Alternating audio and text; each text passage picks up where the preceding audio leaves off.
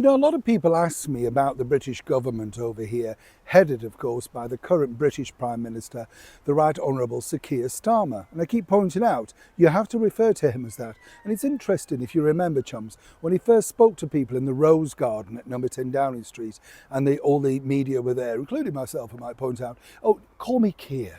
Right? Suddenly now we have to refer back to him as Sir Keir. Very touchy now that his chum, Sadiq Khan, has also got the Sir, right? You see how this works, hand in hand, back slapping, back rubbing, all that sort of stuff. But what's interesting is just how manipulating the mainstream media is. And this is really part and parcel of the rise of why, as many people know, I started this channel, so that I could tell you the stories that I know that don't get reported on the mainstream media. We told you recently about the debacle over on Good Morning Britain, where it's a farce that we have a TV host, Ed Balls, married to the current Home Secretary, Yvette Cooper. Of course, you know, he claims that they don't discuss anything at home. Another titanic tub of lies, right? Obviously, they have these discussions. There you had Susanna Reid trying to run into the ground the Conservative Minister, Robert Jenrick. A couple of days later, Sadiq Khan sending out enforcement officers to the tube stations. So you see, obviously a tissue of lies. But what's interesting is all of these major channels, including the BBC, ITV, Channel 4 and Sky, are all refusing to do this. In fact, they've banned Keir. As ever, let me explain. Morning, how are you, chums? Nice to see you. Thank you so much for your time. I'll have a nice wave.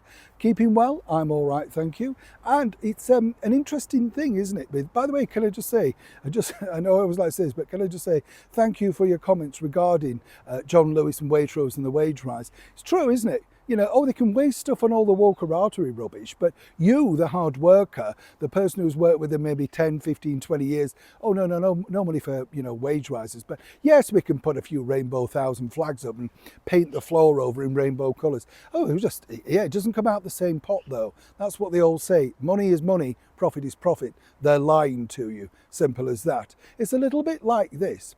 Do you remember when there was the cake gate with the former British Prime Minister, the Right Honourable Boris Johnson? Remember that? And that was pushed and pushed and pushed, even though speculation regarding Keir Starmer and Beergate up in County Durham, oh, that was just squashed, you know. But this is the problem with the mainstream media. They're in the pocket of other people.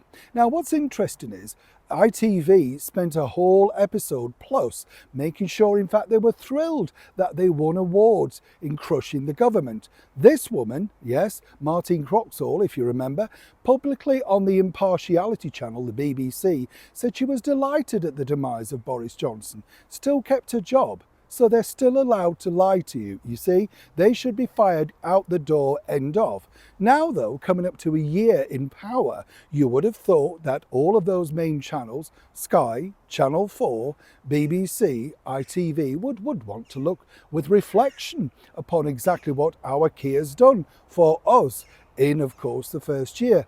No, nothing. Nobody's working on it at all. This would really leave Channel 5, and all Channel 5 seem to do is make anti-Tory documentaries about what the Conservatives did. So you understand why it's left to the independents to make these particular programmes.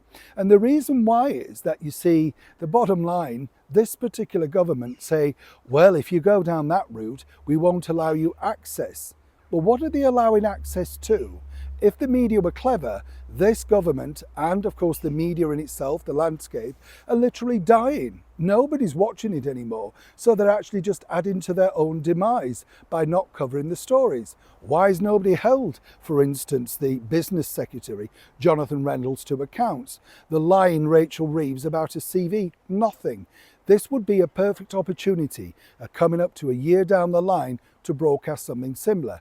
So far, every channel I've contacted, no, they have no plans. But you see how they switched when it was the other way in order to crush another particular government movement. Either way, if you did trust the mainstream media, truly, you shouldn't. Neil Sean, Kensington, London.